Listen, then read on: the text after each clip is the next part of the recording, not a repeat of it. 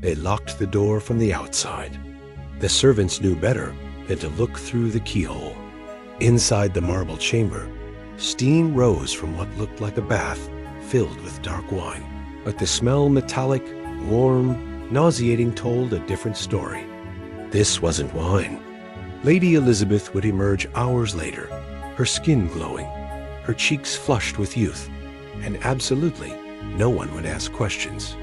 Because in the castles of 16th century Hungary, some beauty treatments required a body count.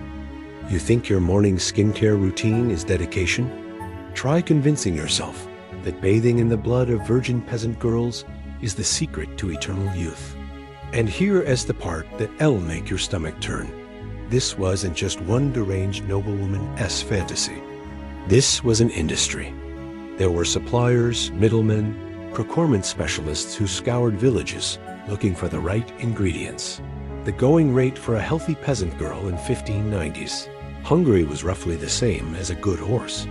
Maybe a bit less if she wasn't particularly pretty. They called them blood maids, though that makes it sound far more romantic than it was.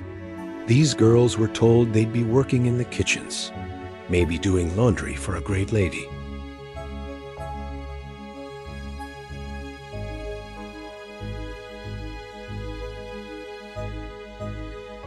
The process was shockingly methodical.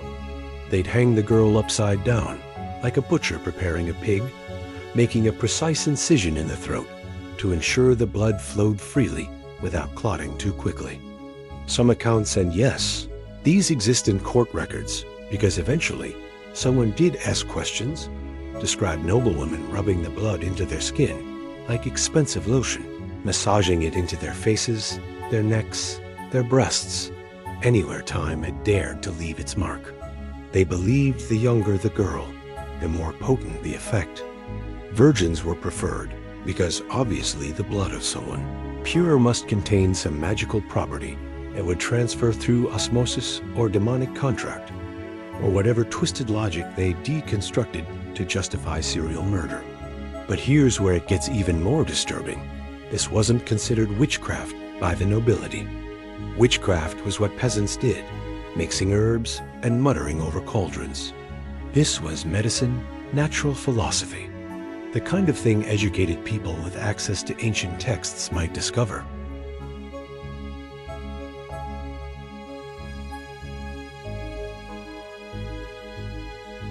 Some recommended mixing the blood with ground pearls or gold dust to enhance its properties. Others suggested adding specific herbs, wormwood for preservation, nightshade for potency, though one has to wonder if they understood those were poisons, or if they simply enjoyed the irony of rubbing death into their skin to chase away death's approach. The servants who assisted in these rituals were sworn to silence under pain of having their tongues removed, which happened frequently.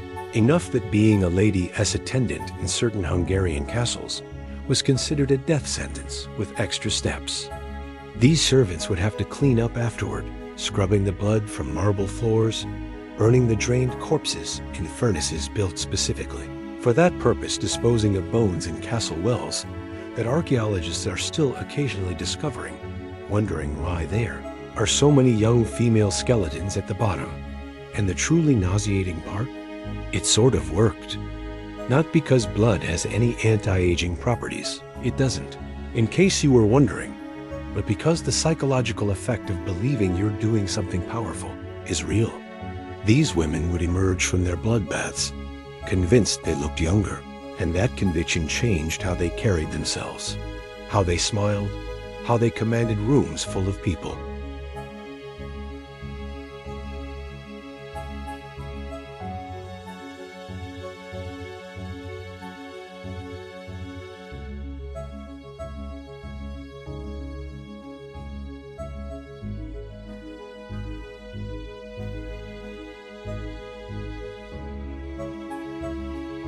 Others reserved it for special occasions, before important social events, before meeting potential suitors, before portraits were painted. There is a documented case of a French countess who commissioned a painting immediately after one of her treatments. And if you look at that portrait today in a private collection in Lyon, you can see something unsettling in her expression. It's not quite satisfaction, and not quite guilt. It's the look of someone who has discovered that the only thing separating them from their darkest impulses is opportunity, and they've decided opportunity is something they can afford. The infrastructure required for this practice reveals something even more chilling about Renaissance European society. Everyone knew, and the silence was deafening. Village magistrates kept meticulous records of missing girls, but somehow never connected the dots when dozens disappeared within miles of specific castles. The pattern was obvious to anyone who cared to look, which meant no one in power cared to look. The church, supposedly the moral authority, collected generous donations from these same noble families and suddenly developed a very flexible interpretation of "thou shalt not murder." There were priests who heard confessions detailing these bloodbaths and prescribed penance of a few prayers and maybe a donation to the cathedral fund. One Italian cardinal, whose letters survived in Vatican archives until they were mysteriously lost in the 1800s, allegedly wrote that the souls of peasant girls weighed less in God's eyes than the piety of the nobility, which is a fascinating theological position that basically translates to murder is fine if you're rich enough. The girls themselves came from a very specific demographic old enough to have developed, young enough to still be considered maidens, poor enough that their disappearance wouldn't cause political problems. They were essentially a renewable resource in the eyes of these nobles. Village families would sometimes offer their daughters voluntarily, told that a position in a great lady's household would change their fortunes. And technically it did, just not in any way they'd imagine. Some of these families received small payments, hush money disguised as charitable donations, and they'd take it because what choice did poverty give them? The few who protested found themselves accused of crimes: theft, witchcraft, sedition, and executed, which sent a clear message to other potential troublemakers. The castles where this happened developed reputations that still haunt them today. Lactis Castle in Slovakia, Hluboka Castle in Czech Republic, dozens of estates across Hungary and Transylvania that locals avoid after dark. Modern paranormal investigators love these places, setting up cameras to catch ghostly apparitions, completely missing that the real horror isn't supernatural. The real horror is that for decades, sometimes centuries, these buildings functioned as abattoirs where human beings were processed for cosmetic purposes, and society's response was to look the other way because aristocratic skincare was apparently more important than peasant lives. The practice didn't end because people suddenly developed morals.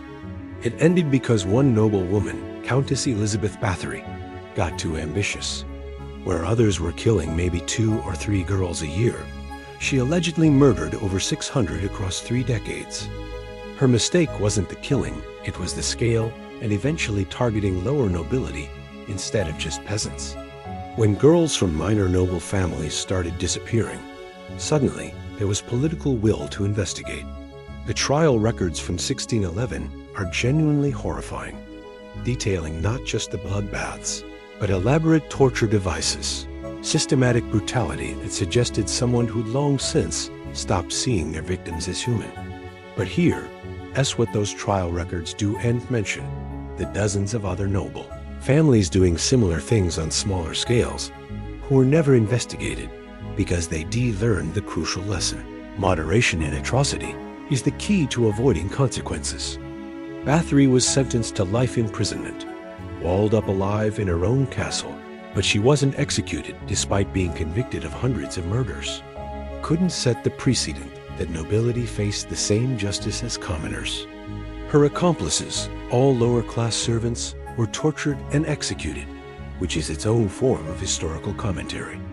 The practice supposedly ended with her, but there are records suggesting blood-based medical treatments continued in isolated pockets of Eastern European nobility well into the 1700s, just with better discretion and more careful victim selection.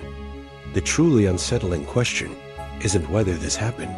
The evidence is overwhelming, but how many other practices like this are still buried in aristocratic family histories protected by centuries of carefully maintained silence and the simple fact that no one in power wanted to dig too deep into what happened in castle basements. Because acknowledging this means acknowledging that the foundation of European nobility, the bloodlines we're supposed to respect and preserve in museums and history books, were sometimes literally sustained by the blood of the powerless. And maybe that metaphor was more literal than any of us wanted to believe.